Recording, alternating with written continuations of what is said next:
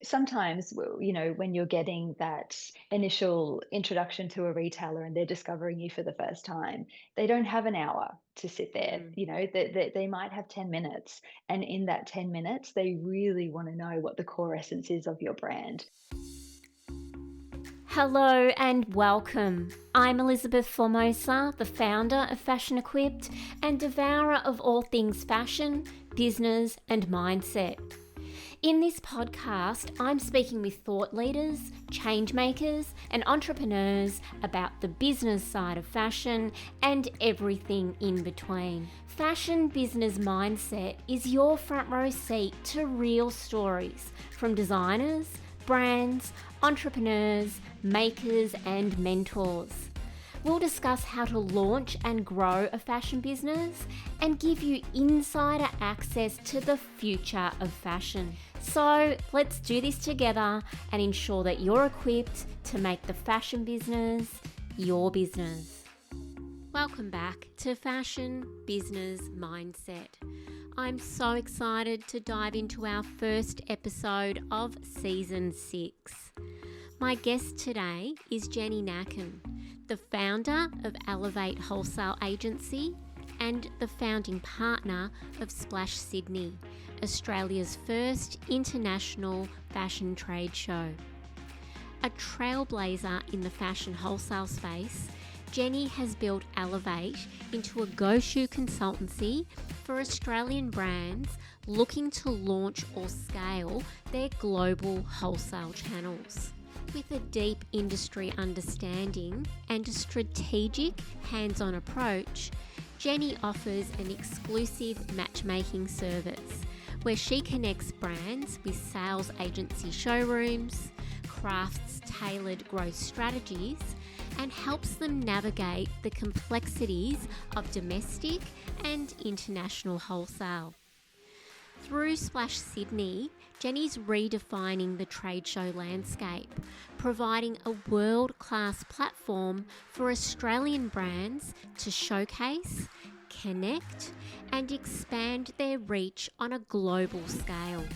During our chat, Jenny and I discussed her journey into wholesale and the inspiration behind Elevate Wholesale Agency, the evolution of the wholesale landscape and what it takes for brands to succeed, the challenges and opportunities for brands entering the wholesale market, the power of trade shows, including her vision behind Splash Sydney, how brands can leverage wholesale to scale sustainably, and her predictions for the future of wholesale and fashion trade shows.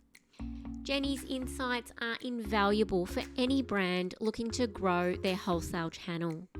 I would encourage you to visit splashsydneyshow.com.au or Splash Sydney Show on Instagram to explore visiting or exhibiting at this event. It's being held on the 12th and 13th of May.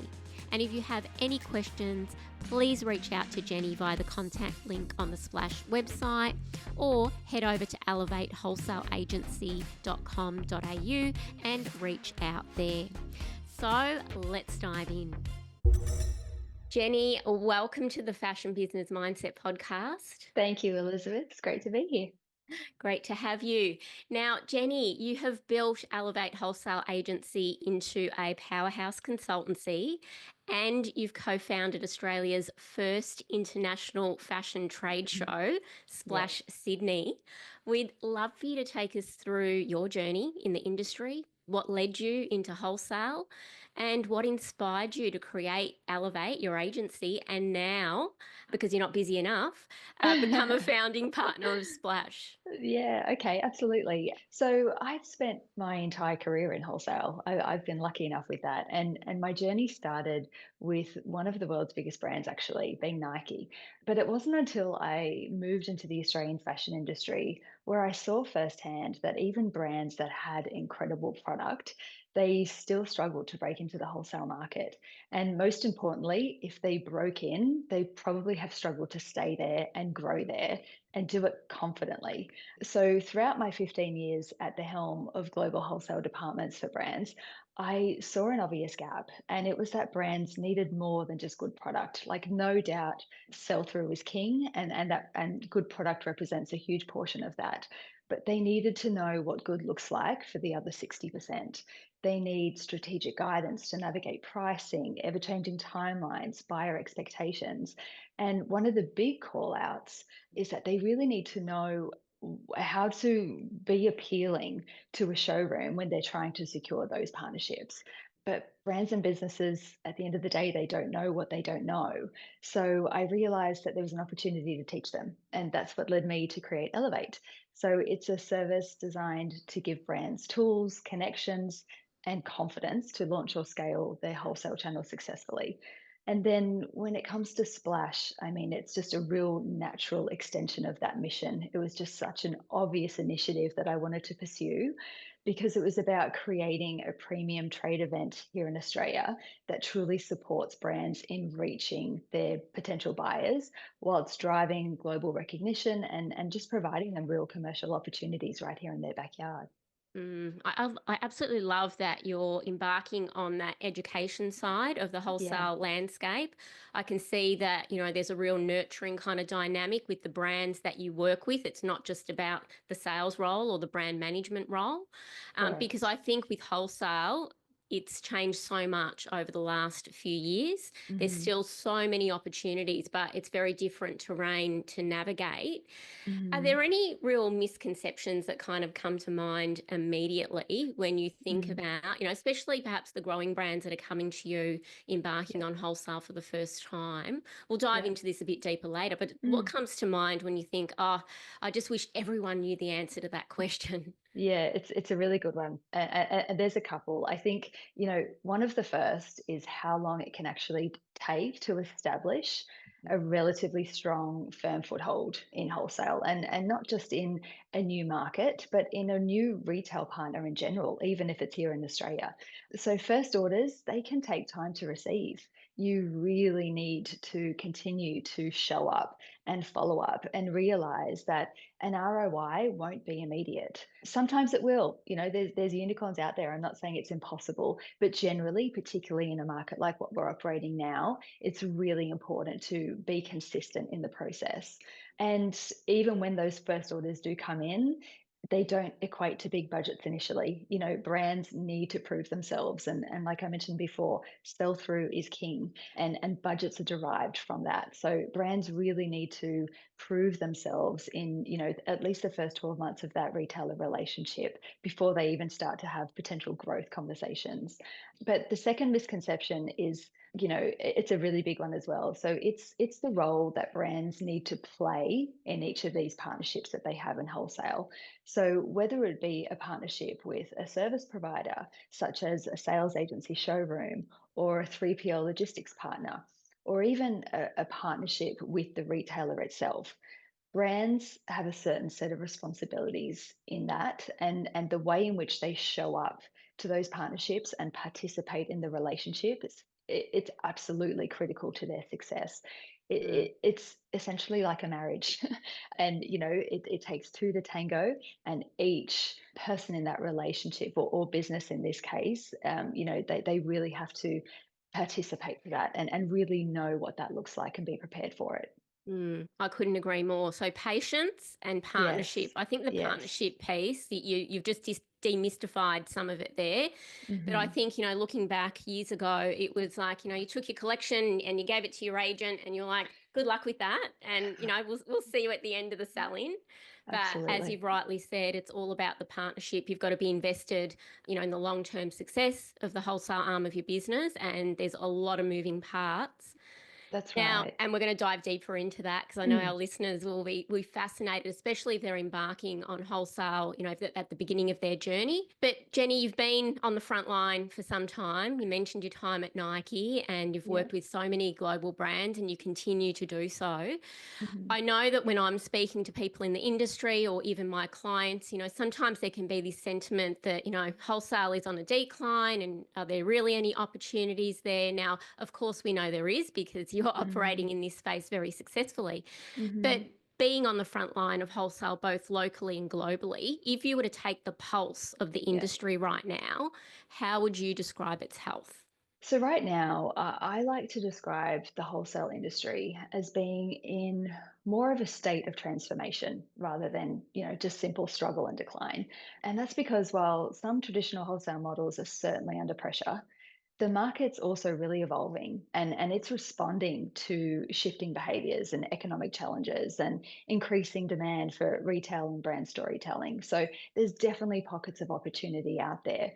But I think, brands and retailers that are failing to acknowledge that they need to adapt to this new landscape, they will certainly struggle. Mm. And the most successful players right now out there that I'm seeing and the ones that I'm working with directly, they're embracing curation. They're embracing how they cut through the noise and drive really strong brand storytelling.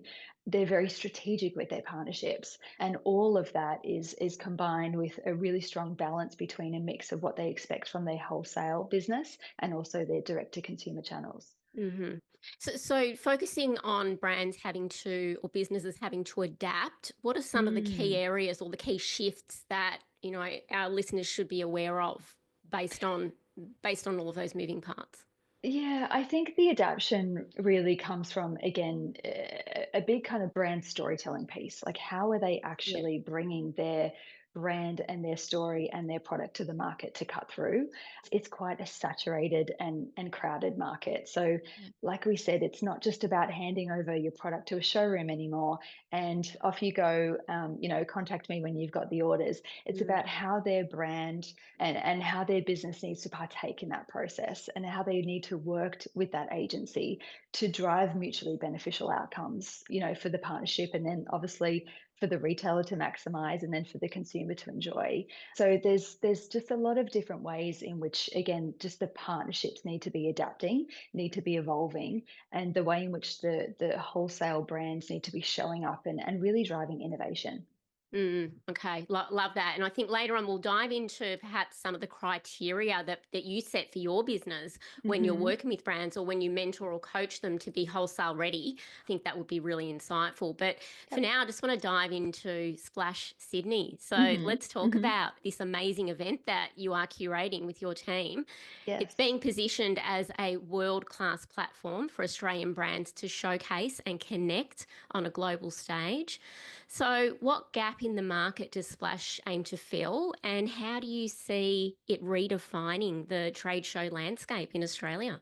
Okay, so Splash Sydney aims to fill a critical gap that's existed in the Australian market by providing a highly curated, globally connected, and well recognized platform that's strategically timed to be a trade show that celebrates Australia's unique resort lifestyle. So it's designed to elevate Australian brands on that global stage right here in their backyard while supporting the attraction of all the international buyers who are eager, very eager to engage with our industry. I think, again, being at the forefront and working with brands in an Elevate capacity, it really just reinforced the opportunity to bring a platform like this to Australia. Last year, 70 brands alone from Australia submitted a request to participate at Splash Paris. So, I mean, that's a huge number. And that's just Mm. Splash Paris alone because I personally know and witness brands that, were attending trade shows in the US market. Yeah. But the cost on time, the financial pressure, and everything that goes with, packing up and showing up at those international trade shows is huge. So, what I've really identified throughout my career working with Australian designers is how highly sought after our designers and our market is. And so I think it was just about, a white space there, that there was an opportunity to fill it with a very well established platform that could just pull all of that together. Amazing. What a unique opportunity for our Australian brands. Hmm. So, can you mention some of the brands that are going to be exhibiting? And is there still opportunity for brands to get involved? Yes, there is still opportunity for brands to get involved. And whilst we're very near capacity, we're urging brands to reach out so we can understand how we could best support. We are striving for it to be a dynamic platform. And at this stage, we're actually quite close to announcing a strategic partnership that's going to be a further extension of what we're offering. So that's really exciting, and definitely more news to come very soon on that. But at the moment, where we're at with the show is being near capacity. We've really welcomed in an array of Australian designers across not just the traditional resort and swim categories, but we're also really welcoming in those contemporary, mid contemporary, and advanced contemporary designers that again really celebrate the essence of the Australian fashion industry. So we've got some beautiful brands, very well recognized, that are going to be attending. Some of them, again, vary in terms of categories, but we've got Faye Swim. We've got some international brands from a swim perspective as well. Some of them include One One, Baja Maria from Colombia is coming out, all the way through to some of the more resort and ready to wear brands like Summy Summy, Pata Shah. We've got Little Palmer, Nude Lucy. So, there's quite a dynamic mix, and it's also celebrated and curated with some really strong accessory brands as well. So, the buyers and the audience that are going to be coming in, it's really going to be a curation of what they could bring to life within their stores. Yeah, amazing. Sounds so dynamic. What's the capacity? So how many brands will be exhibiting if you reach your capacity, which you will? S- 75.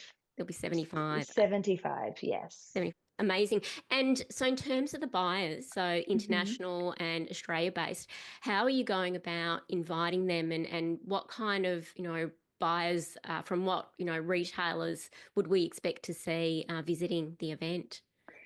So the delegate international and domestic delegate process, it's definitely a work in progress, and Yeah. it is with any event of this kind of size and scale.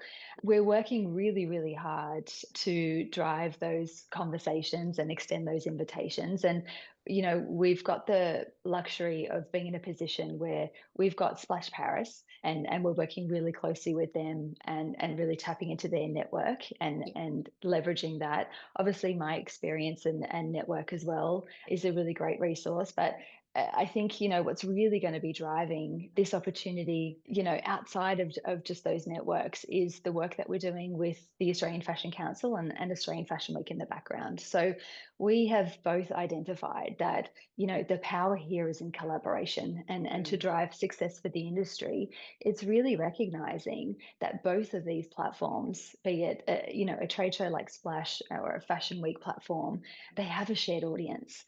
And both in every other fashion capital in the world, both platforms live harmoniously alongside each other, because it's about attracting that shared audience to that fashion capital city at the same time, and then Yeah. to share the synergies of what that week really means, and how the buyers and industry professionals can really enjoy a dynamic week of going through both events. So it's a work in progress, but we've Yeah. definitely got the whole industry behind this event, and Fashion Week really doing all that we can to attract the best in class. Yeah, that's what I love about events like this. It brings industry together, and we don't have Correct. enough of these here in Australia. Yeah, Agree. there's you can count, on one hand the amount of events that we have now. So that's why I'm so excited about this, because I know for myself, even just going to the International Sourcing Expo, which is held here Hmm. in Melbourne and in Sydney. So we have that Yes. twice a year. Yes, that's about, developing your supply chain strategy, but it's Hmm. about connecting with industry, and there's seminars, and the networking element alone can be a game changer for your business. So, Absolutely. Absolutely. definitely an event to have on the calendar. So, Jenny, let's share with our audience where it's being held and the dates and the duration for the event. Yeah, sure. So it's being held down at the beautiful Walsh Bay Arts Precinct. So perfectly positioned right on the harbour, beautiful backdrop there with the harbour bridge and surrounding harbour view. It's a 2-day event. So it's being held on the 12th and the 13th of May. So very much officially within that Fashion Week schedule, and what that week is. We're hearing that, on the Monday, what's due to be announced is that, Splash is essentially opening up that week of fashion here in Australia. So Mm. there's definitely lots of amazing events in and around the city, and lots of things that are going to be going on to kick off the week. But Splash will be the destination on that day one, and we'll be opening our doors at 9 a.m. to welcome in the industry, both from near and far. So the Monday will be day one. We've got some, events happening throughout the day. Day two is where it'll be another full day, and we'll wrap up that evening. So traditionally, a 2 day show is where trade shows generally start. And of course, over time, they can evolve as the show gets bigger, as the curation might open up a little bit as well. But the Monday, Tuesday, we're really excited to be opening up the week with, an incredible new platform, and driving some really strong energy around the opening of the week. Can't wait. Absolutely can't wait. So here's an open invitation, everyone. Any buyers that are Yes, tuning in, whether you're in absolutely. Australia or international, please make sure you don't miss this Yeah. event. And let's just clarify for the rest of the industry. So Mhm. outside of the buyers, so obviously people, working in wholesale and retail, but also consultants, service-based businesses. Who's the invitation open to? Absolutely, industry professionals, and everyone can just go on the splashsydneyshow.com website, and there's a registration page which is completely free, and you can just register there and mark what category and perspective that you're coming from. But we're definitely welcoming in buyers and industry professionals across PR, media, stylists, anyone that contributes to the industry in a meaningful way. Yeah, absolutely love that. And I know that I always encourage my clients, even if they're not wholesale ready right now, Mm, attending events like this to, get a feel for the lay of the land, how it's all run, operated, the blend of brands that are exhibiting. It's absolutely invaluable for your market research and development. So, yeah, definitely, this is a unique event. So, definitely want to have this yeah, one on the calendar. yeah. Are you planning, Jenny, for this to be an annual event? Do you have, is there few years that you've kind of committed to, or is it going to be test this year, see, and then iterate from there? Yes, ideally, we want to secure this on the map year after year. There should be no reason why that can't happen. So, yeah, we're definitely in conversations with Splash Paris in regards to what it looks like beyond year one. And we've got a partnership outlined that's definitely going to be able to make this happen year after year, which is great. Again, in other fashion capitals, and what we can learn from is that naturally after the inaugural event, and maybe after year two, these types of events turn into events that occur twice a year. So Yeah. there's an opportunity to to grow and scale the event that way as well. Yeah, very, very exciting. We definitely want to see this one on the calendar on an ongoing basis. So, for those tuning in, Jenny, that perhaps are thinking, oh my gosh, I need to reach out to Jenny. This is something I really want to get Hmm. involved in. Hmm. Can we kind of share what stage of business they should be at in terms of being trade show ready, and what they would have to do to prepare? Brands definitely do need to be prepared. They should be approaching turning up to a trade show exactly the same way as they would turn up to their own in-house sales market. Mm. So, it's about being prepared with a clear strategy, a clear structure on how they want to, engage in the conversations. They really need to be prepared with things like understanding their margins, understanding their key retailers, and really be prepared to have those strategic conversations. Being trade show ready overall, it's about making an impact. It's in so many ways first impressions, and first impressions really, really last. So a trade show environment is a place of discovery. It's definitely where commercial transactions occur, but Mm. for in many ways it's going to be an opportunity for brands to connect with buyers like they never have before, and that's where those first impressions really last. So be really, really clear on what that needs to look like for your brand, and how you can make that impact. I love that. Are there any typical mistakes that you kind of see, come up time and time again that you could share with us just so that, those interested can avoid those from the Yeah, start? I think sometimes, when you're getting that initial introduction to a retailer and they're discovering you for the first time, they don't have an hour to sit there. Mm, They might have 10 minutes. And in that 10 minutes, they really want to know what the core essence is of your brand. And, behind you, you're going to have a number of racks with all of your beautiful product laid out. what you really need to be able to do in that limited time is hone in on what the best sellers might be, or, out of the collection hanging behind you, if a buyer said to you, what would be the items that you think I must have in my assortment? Be prepared with what that looks like, and do it confidently. Understand the items that you're pulling, and why they resonate with the consumer, why they're so meaningful for your brand, and why they're so distinctly different to the competition out there. Obviously, the messages around sustainability and quality and all those practices naturally enhance the conversation as well. So I think just be really prepared with the fact that it's a dynamic environment, and in some cases you're going to have minutes, and in some cases it's going to be actually pull up a chair and sit down and get into some more nitty gritty detail, and maybe some more commercials, like trading terms. So I think it's just about being ready for whatever presents. Yeah, preparation is key. As you said, you've Correct. got to be ready to make that impact, build that relationship from the start, and be very conscious, as you said, of the time that you have to do that in, because, yeah, everyone attending is going to be busy. There's going to be a lot to get around with the 75 brands. So, yeah, it's always go, go, go at those That's events. right. Yeah.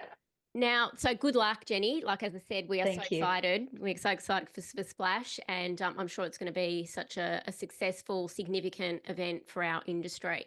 Yes, thank you. So let's dive a little bit deeper into wholesale. We touched Yep. on earlier that the landscape has changed dramatically, and there are certain things that brands really need to be clear about to Mhm. navigate the future of wholesale. Mm. So, looking ahead, where do you see the biggest growth opportunities for brands? We can maybe say over the next 3 to 5 years. Always hard to have that crystal ball, but if Mm. you were to make a prediction, what are the Mm. biggest growth opportunities that you see coming down the pipeline? The next 3 to 5 years, it's for wholesale, it's about smart, strategic wholesale growth. It's not just about scaling for the sake of it. It's about that overarching brand strategy, what brands are doing to drive their D2C, and how wholesale can remain a really compelling proposition within that. So I think successful brands, they're going to be prioritizing those right retail relationships. It's not about mass distribution. It's about curation.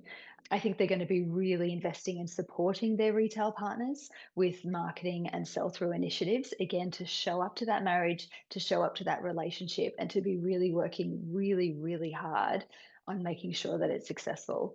And I think, they're also just going to be leveraging and collaborating with their networks to drive a competitive advantage. So, that can look in various different ways, but I think, Splash Sydney is an example of ways in which brands can innovate by showing up to events, and really being in the industry and having conversations, because the doors that open at these kind of events, you never know what's going to present itself, and I've seen firsthand in these international trade shows how an industry can come together and really support each other, but then collaborate in ways that you didn't even know were possible. So I think it's just going to be about leveraging that, and really driving innovation there.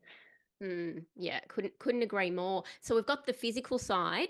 We've also Mm. got the virtual side of trade, and there were a lot of shifts during the pandemic. A lot of people going online, virtual showrooms, things like that. So, with that next 3 to 5 years, is there anything on like the technology, AI, ordering process side, the virtual showrooms that brands should be aware of that perhaps they need to be adopting into their business quite swiftly? Yeah, absolutely. Look, there is so much going on in that tech and AI space. Yeah. Particularly I'm seeing huge advances for, the vertical and retail sides of the business, how they're adopting that technology, and helping with, dynamic planning and sales and size curves, and category buys. Yeah. When it comes to wholesale, it's definitely about how brands are working with those B2B platforms that are available, whether it be a New Order or a Jaw, as an example, and really working with those platforms to further streamline and enhance that wholesale sales process. There is some incredible, tech initiatives kind of being rolled out there. So, depending on what those relationships look like, from the brand, through to those service providers, I think, what they're opening up in terms of ways in which the brands can further get onto that platform, and drive growth in really interesting ways is going to be really important. So for anyone tuning in who's not familiar with New Order or Jaw, could you just touch on what those platforms are and the dynamics of them? Yeah, sure. So they are a B2B wholesale ordering platform. So essentially, the way I like to describe them is just like an e-commerce online store that a brand would have for consumers. It's very much the same way that a buyer can log in and shop a wholesale collection and add it to their cart and check out just exactly the same way they would on a consumer, D2C site. So it's essentially digital solution to really streamlining a sales ordering process. Yeah. And do you think businesses that are using platforms like that are wholesale specific, do they have an advantage compared to a business that maybe is on Shopify Plus and they've built out their wholesale platform in the back end of their own website? Do you see any differences in the user experience or the customer experience? Yeah, it's a good question. I think, all of these solutions each offer their own advantages. Yeah. I think, there's definitely, D2C brands that are tapping into the further extension of what Shopify can offer in order to, streamline that wholesale sales process. Yeah. I think, what we're seeing on the other side, where it's the traditional B2B platforms like New Order and Jaw, they're doing a really good job engaging and driving specific retail partnerships. So they're going out and really working with the retailers to onboard them and also, work with them on leveraging how the retailer is engaging with that platform. And again, just to, it enables them to streamline their whole process from end to end as well. So not just how they're buying wholesale, but then how that process is filtering into the retail side planning of their business.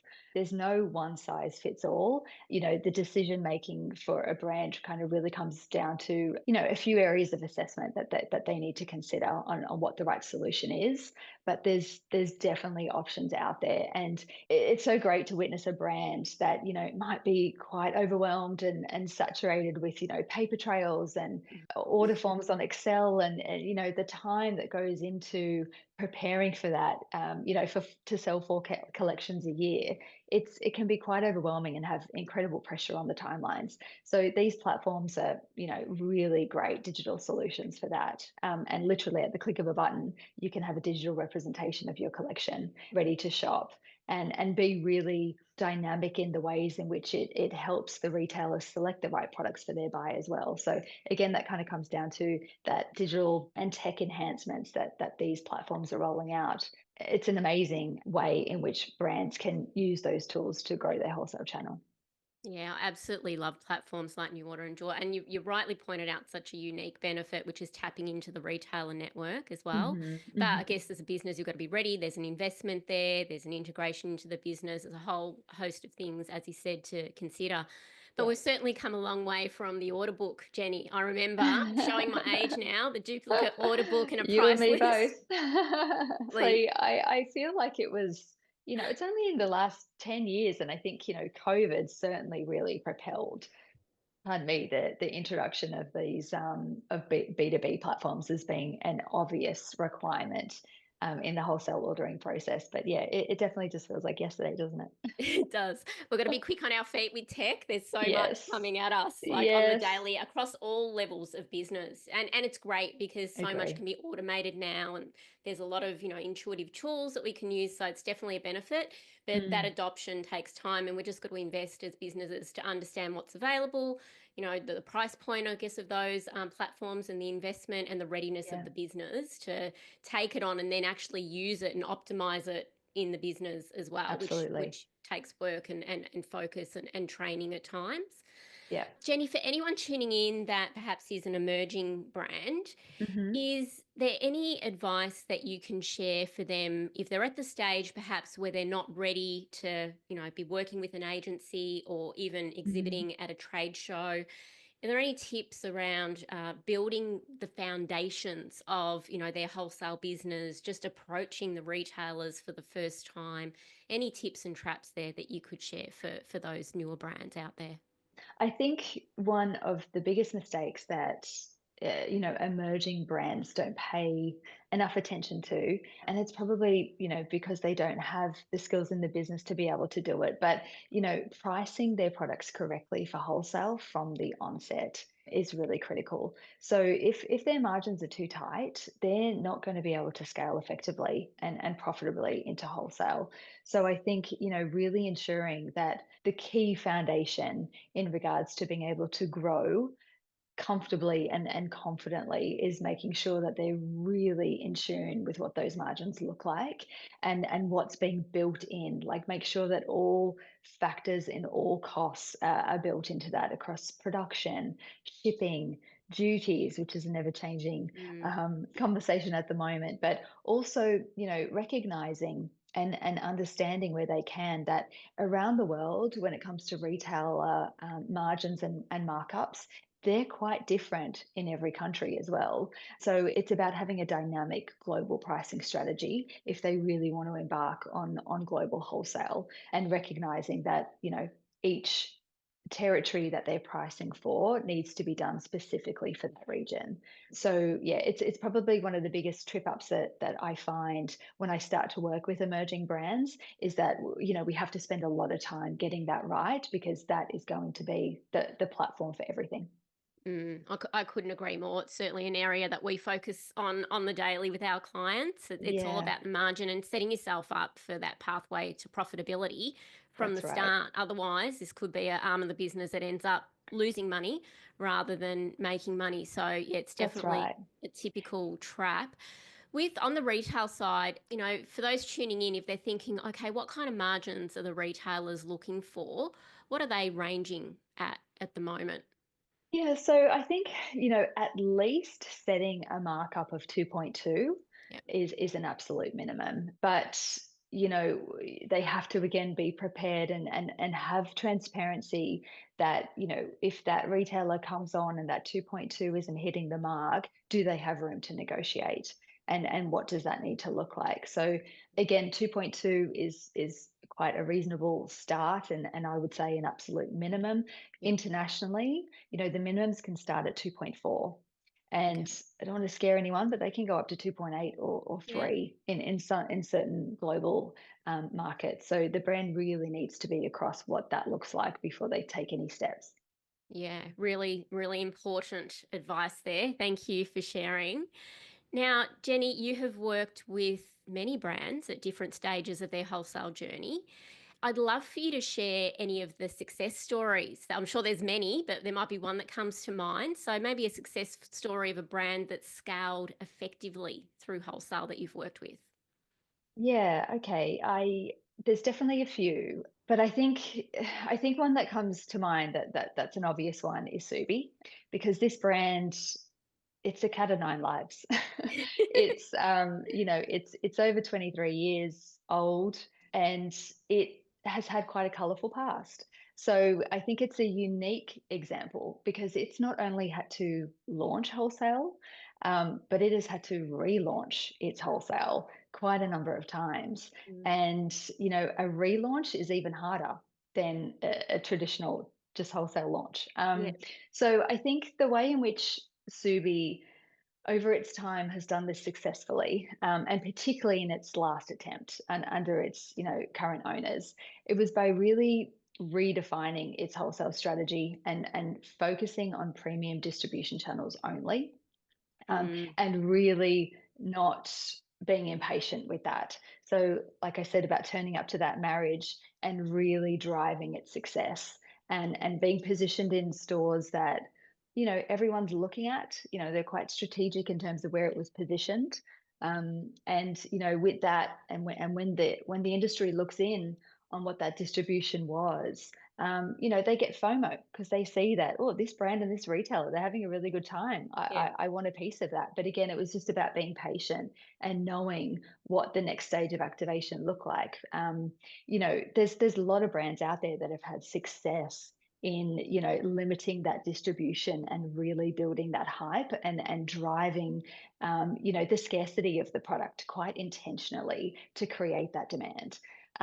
So Subi did, I think, did a really good job of that over its whole lifespan, but particularly, in the last 8 to 9 years, that was a real focus on the relaunch. I think another important component again, is what I was saying in regards to product. It's about 40% of the mix. Distribution is about 30. But the remaining mix is about being a really loyal, reliable, and competent partner. So Mm, again, Subi, through its relaunch, it had to drive confidence in the market again. It had become known as a brand that wasn't overly reliable. So it had a huge job to do on building its reputation back to be a brand that retailers could rely on. mm, And so a lot of emphasis was put in on that component, which I think, it's probably the area of the business that the brand didn't previously have. And so that's really what's kind of set apart its wholesale strategy, you know, mm. in the last 8 years, Yeah, really being very logistically and operationally sound, and being a brand that retailers can 100% rely on. yeah, yeah. I love that. You've mentioned so many significant points there. I love a brand with longevity, Cat of Nine Lives. I love that. Do you think the key to that longevity is you've mentioned they've had to iterate from a wholesale perspective, but iterating right across the board and being aware when you need to iterate? Do you think, what are some of those keys to longevity that you've seen with brands like Subi who, yeah, have been around for so long and keep reinventing themselves? Yeah, absolutely. So yes, it's throughout the course of the scale, it's being really careful in selecting those retail partners and what they mean to the brand strategy. Subi was very select in identifying the high-end department stores and retailers that they wanted to work with Yeah. and do a really good job with, to allow their positioning to meet the expectations that they had as a brand.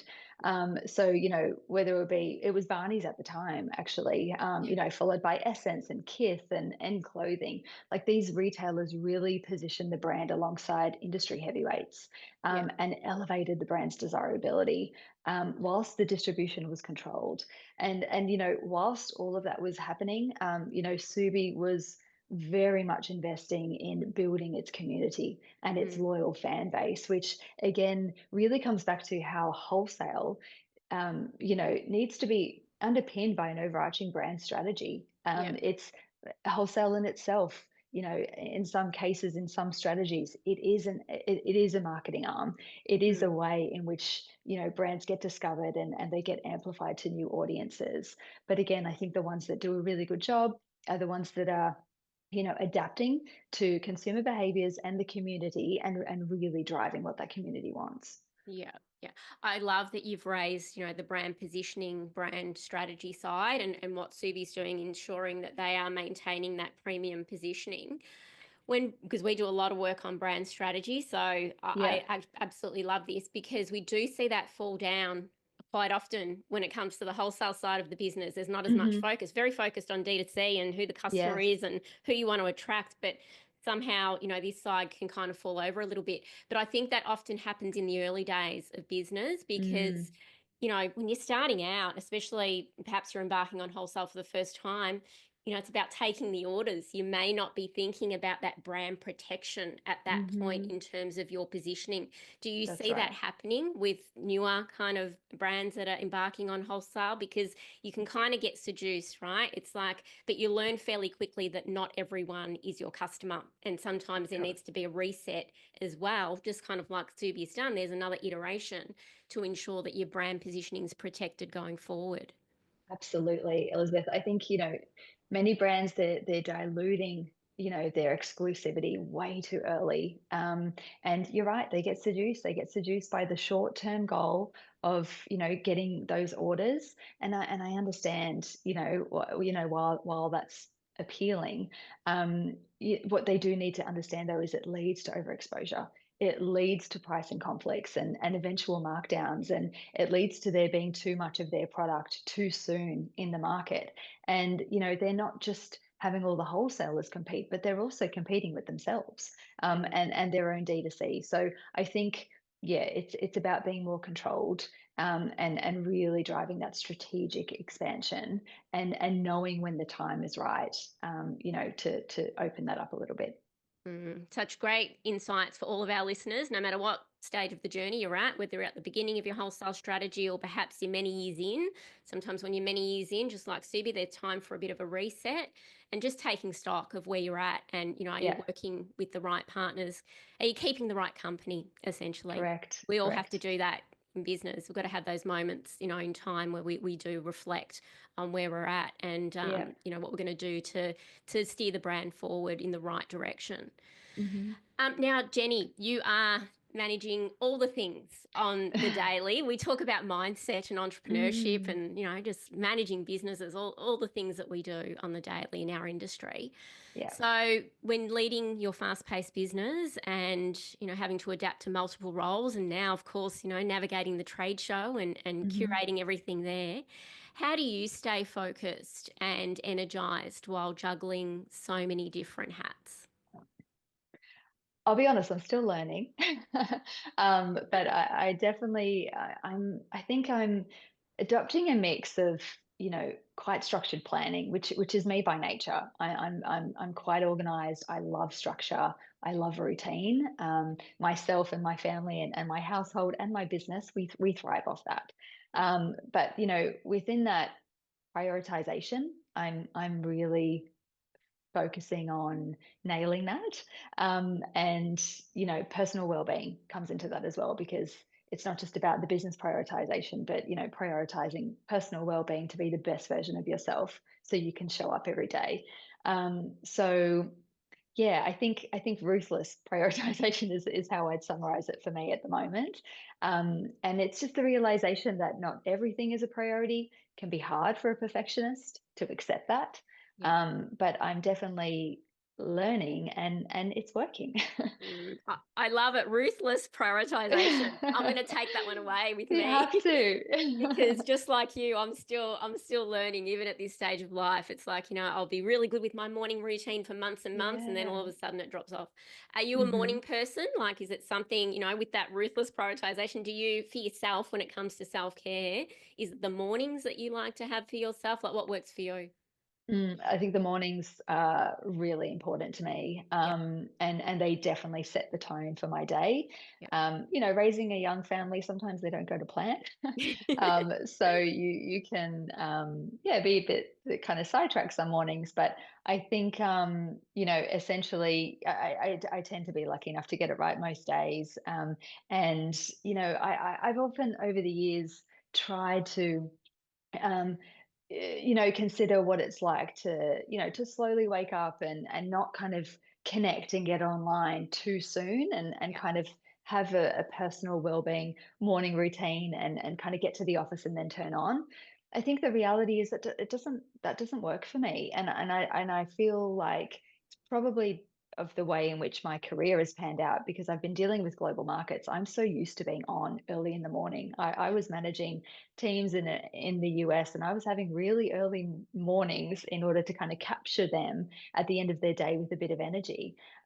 So I love a fresh start. I love a bit of calm before the household wakes up, to kind of connect and see what's, tap into the business and kind of see what's going on, see if what I've set, in terms of my daily priorities, they may have changed and I need to adapt.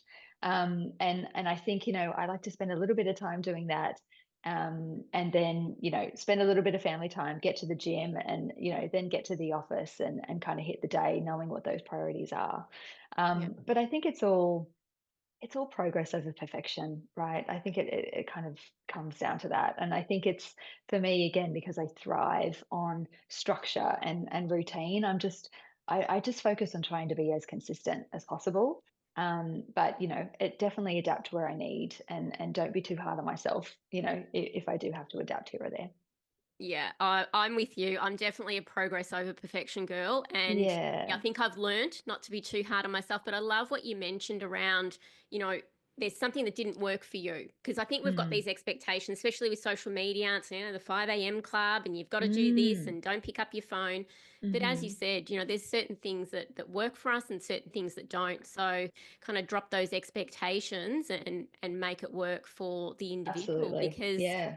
Everyone's life is just so busy, so dynamic. And as you said, you're working with different time zones. And so it's not just a cookie cutter approach. You've got to, That's right. kind of step back and make it work for you, which Yeah. can be kind of, a journey to get to that stage as well.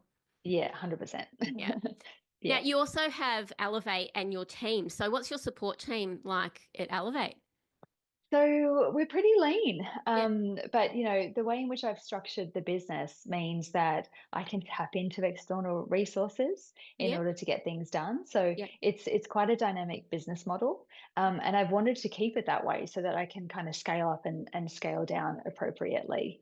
Mm, So particularly when it comes to initiatives like Splash, it's yeah. about making sure that Elevate business can kind of continue to tick over. And naturally, I've had to wind that down a little bit in order to make sure that, the capacity is where it needs to be, to exceed the expectations for Splash. Yeah. Then again, it's about, tapping into the resources when it comes to Splash on who needs to be involved in that and what that needs to look like in order to get the job done. So it's a bit of an Mm. ever moving change of scenery in some ways, but definitely, I think it's about having a really loyal network around you that is there on the journey and can work with you and adapt. Again, there's that word, adapt to the needs Mm. of the business. Yeah, we've got so much in common there. My team is lean but nimble and can Yes, expand and contract as needed. absolutely. So, and I love that I'm at that point after 12, 13 years in the consulting space and 30 years, should I say, in the fashion industry. So, Amazing. it's such Impressive. a long journey, but it is nice to arrive, at a place where you've got that flexibility. I always wanted that work from wherever lifestyle where I could pick up my things, and if I wanted to go and work in another state for a few months or a different location, I could. And it's taken a Yeah, long time to get here. But yeah, I think, lean, nimble, adapt. We have to be, the adapters at this stage of where the industry's at. So correct. yeah, I absolutely agree. love that. Now, Jenny, to sum it all up, Mm. finally, looking ahead, what excites you most about the future of fashion and the opportunities in wholesale? I think, um, yeah, I think it comes back to the future of fashion and wholesale and the shift towards a more strategic, tech-driven, and sustainable industry. I think all of those things, like we touch on the next 3 to 5 years. I think we're going to see some incredible things come from those areas. Um, but outside of that, I guess just to sum it all up, I have to say I'm most excited about Splash Sydney. Yeah. And not just Splash Sydney, but really, what that week of Australian fashion is going to look like in Australia come May with Fashion Week. And with a platform like this, I think it's so exciting. It's innovative. It's going to really change so much of the landscape for Australian fashion. So I'm really excited to see all that play out. Yeah, and we are really excited for you, Jenny. Congratulations on Thank you. everything you've achieved, your amazing journey in the industry, your agency, and Splash. Such a significant, important event for our industry, and we can't wait to see you there. Thank And you we'll so certainly much. share it right across our community. Of course, not only for our listeners, but clients in our business and our extended community as well. We'll be there cheering you on and Amazing. there on the ground. So can't wait to meet you in person. So Can't wait to warmly welcome you all. yeah, Looking thank you. forward And to thank it. you for joining me today and being so generous with your time and your knowledge. No doubt there's going to be some dynamic insights that our audience are going to be able to take away and take into their own lives and businesses. So thank you so much. Thank you. My pleasure. Thank you for tuning in to Fashion Business Mindset. We'd love to stay connected. Fashion Equipped is a leading Melbourne based consultancy, partnering with fashion and lifestyle brands, retailers, wholesalers, and industry leaders globally. We specialise in strategic advisory, growth planning, and brand elevation, empowering fashion businesses to scale with confidence and impact. I invite you to head to fashionequipped.com.au to join our mailing list and receive the monthly edit, your go-to source for industry insights, business optimization strategies, and free trend reports. While you're there, explore our consulting services, our online learning and mentoring programs.